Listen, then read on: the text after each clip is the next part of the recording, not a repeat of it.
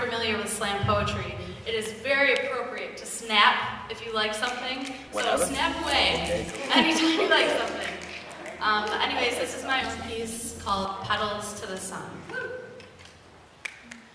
Walk in the dark with me. Feel my hand tugging on yours. Let me lead you along endless hallways towards the light. I will help you to flip the switch. As you breathe in my words, stare inside of me, and we will journey together. I have a story I would like to share. There was once a little girl born a broken baby, out of the womb with wide eyes, wondering what she was doing here, staring at the faces of those around her. Eyes that questioned what this life would do to her. Her parents couldn't get her to sleep, tried everything in the baby books, but nothing worked. She wouldn't stop crying, locked up in the weary whines of a heavy heart. I like to think it's because she stayed up late, thinking and mourning for the suffering she felt, close to what she does to this day.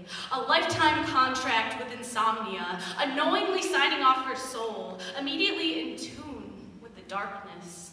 Always feeling too much, always hungry for emotion, the gluttonous pains always gnawing away in the pit of her stomach. But when you are left in a world of shadows, it's so easy to become lost in the lovelessness. She was too old for her age, always caught up in the wrong stage, trying to reach backwards or forwards, stuck in the awkwardness of growth. A flower that wanted to bloom so badly but couldn't find the strength, couldn't find it in her to reach her petals to the sun, to stretch. They were stuck together and chilled by the brisk winters of the society she was stuck in, roots left rotting in the ground. She was wilting. Her hunger had left her with a bitter taste for the world, channeling surges of strange energy onto paper on sleepless nights, the comfort of a journal as it held her, late into those nighttime tremors, where she would let her soul divide and conquer, every single pertinent pressure and aching feeling she held in her bones, caught up in the solitude of her room, trapped in her brain, sick of the soberness, of the agony she felt all around her, trying to convince herself of the existence of made-up worlds, dragons and fairies, because maybe if there was magic, then everything would be okay. But her Hogwarts letter never came, and she was left a disappointed little girl, a young witch missing her wand. What would Harry Potter have been without his magic? A lonely little boy in a broom closet with no one to save him. And she was just a muggle who felt powerless, staring out at the night sky, not knowing what was left for her to take in or take on. The constant shaking and quaking she felt in her very veins. No real channel for all that.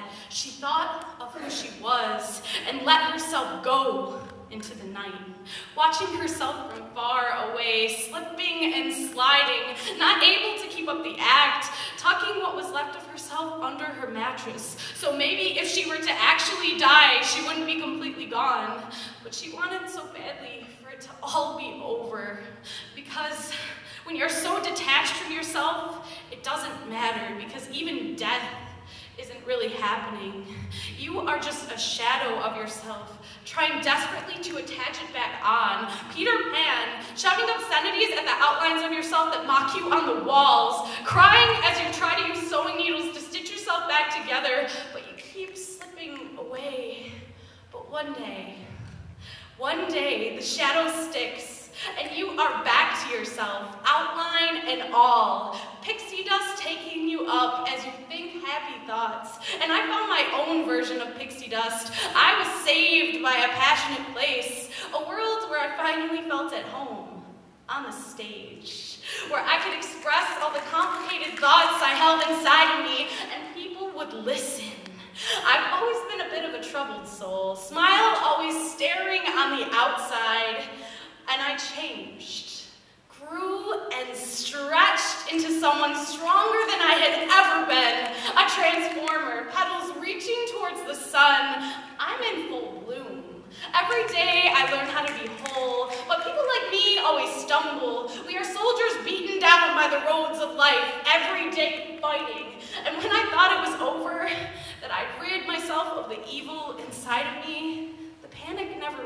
subsided, it found me again, chased me across the years, this underlying panic pressure eating away at my soul, feasting on the fleshiness, leaving me unable to focus. This time, she called it mania, referring to the manic-fevered bones that rested inside my chest, the little monsters that wouldn't stop kicking and screaming even when I sung them lullabies, begging them to hush. She said I couldn't slow myself down, couldn't teach myself how to stop and take a breath, giving me a sedative that made me feel like I couldn't feel anymore, caught half asleep in my classes, still unable to focus on my needs and my wants. There is no name for imperfection, no label for hardship. Sometimes you feel like there is no solution, that you have to be a goddamn superhero just to be able to live normally. I wish that I could fly away from my problems, to go to Neverland and never come back. I wish that pills would solve them, because every day I fight just to live normally. But you have to know that you are surrounded by beauty. I look outside and I soak in the sun, and you will never see me without a smile, because it's true. I am happy. We cannot control everything. Sometimes we have to walk through dark hallways, desperately trying to feel for the walls, but know that someone will always be walking with you, holding your hand. You just have to let yourself feel them with you. You are not alone. There will always be people guiding you out of the dark, trying to help you see the light again. Surrounded by sunshine, you will bloom. All you have to do is flip the switch, let your petals reach the sun, and feel the warmth of strength again. Thank you, guys.